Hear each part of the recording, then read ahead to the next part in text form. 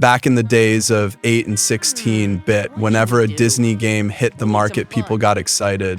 Handled by gaming giants Capcom and later Virgin Interactive, the license that Walt built was an imaginative treasure trove of gameplay delight.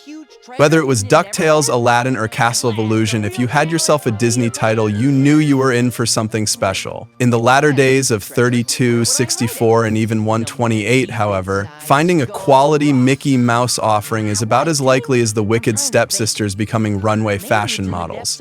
Too bad that that statement still rings true with Disney Interactive's latest character romp, Peter Pan in Return to Neverland. Gameplay. Similar to just about every platformer on rails that you've played before, Return to Neverland doesn't offer anything fresh at all. Confined to the easily beaten stages, Peter Pan flies around the enclosed areas at a sluggish pace while swiping two stupid AI foes with the greatest of ease. Despite the somewhat unresponsive movement of the world's oldest boy warrior, slashing the bejesus out your dim-witted opponents is way too simplistic. I do realize that this one is aimed towards younger children, but I have to wonder how long they can take the sparse combat environment before shutting everything off. Boring is probably the best way to describe it. Maybe the game would be fun if only the developers had done a little bit more in terms of things to do. The barren battlefields, find your pan swooping to and from chasms, jungles, and other such locales with little else to do. Birds, fish, and the occasional wimpy boss character pop in now and then to try and stop your progress, but their easy-to-remember patterns are overcome in no time. There are supposedly other obstacles to reach, like collecting feathers, solving puzzles, and pressing switches, but doing all this while staying interested is the real challenge at hand. Playing as Tinkerbell may excite some of you out there, but what's so cool about flying around keeping a torch lit? That's right, nothing. Graphics. Graphically, Peter Pan fares a bit better, with impressively designed backdrops and colorful levels throughout. Peter himself looks mighty good with some sweet animations that aren't too shabby and a style straight out of the Disney cinema. Night-based stages especially are worth mentioning, and the clean presentation helps to sell the cartoon inspiration. Now if only Peter's foes were as nicely animated as he is. The cutscenes aren't that great, with clunky and poorly directed film breaks reeking of amateurism. Sparkle, breakup, and a myriad of other classic PlayStation video problems seem to rise from their graves to haunt every short without mercy. And God help us? What about those load times? Attacking in killer bee-like formation, the constant loading between stages, films, and overworld maps is so prevalent that you will literally spend a third of the time used in defeating the game waiting for it to appear in the first place. Not a cool way to spend your evening. Sad. My favorite aspect of Return to Neverland is probably the music. Taken right out of the movies, every tune is instantly recognizable and fitting to whatever situation that Peter is thrust into. Underplayed to an annoying degree, it's a shame that the score wasn't a stronger focus of the game. It might have helped. Vocals, on the other hand, are a mixed bag. While Smee and Captain Hook are surprisingly convincing, Peter Pan is horrible. Worse than Jake Lloyd's Anakin Skywalker speeches. Listening to our game's hero spout off like a scared little kid is enough to drive a man to drink. Luckily for us, most television sets have a convenient volume switch. Ah, much better. Verdict. Taking it for what it is, Peter Pan and Disney's Return to Neverland may be enough for the younger sect to use up one of their free rentals at Blockbuster, but for the rest of us, trudging through a game we've seen a million times before and done better at that isn't worth even a stitch of our time. Pass on it.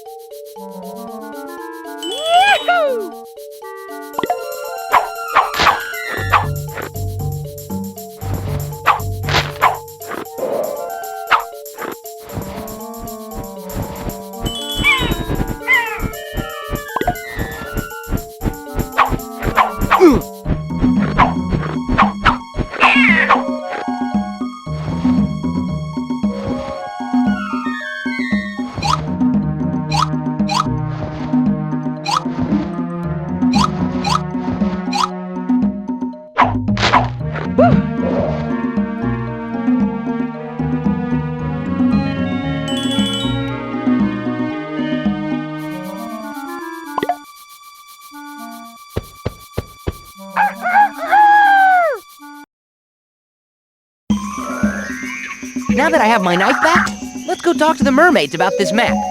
Maybe they know something.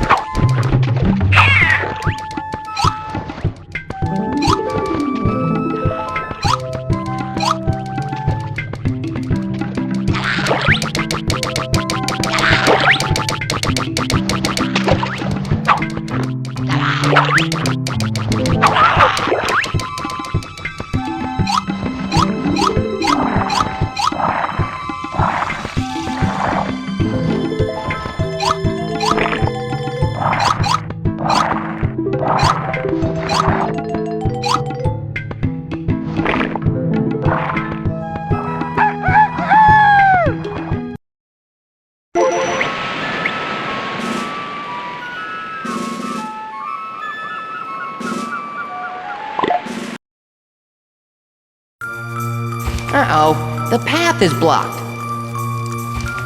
I see a fuse at the end of the hole. Go on, Tink. Try to clear the way so we can get by. I know you can do it.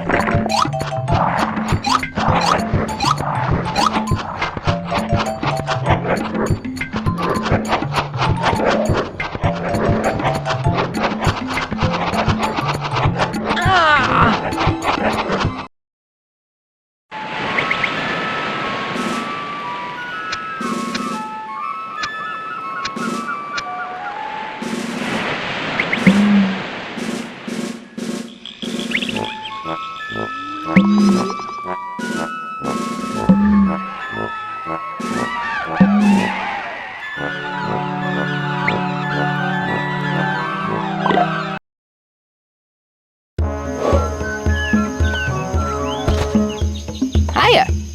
Hello. You must be Peter Pan. The one and only. Welcome. Here you will find helpful things and some very useful information. What do they cost? All I really need are feathers. Feathers? Why? I'm restoring the Indian chief's headdress, so I need feathers. Come in, please. Maybe we can make a trade. Okay, let's see.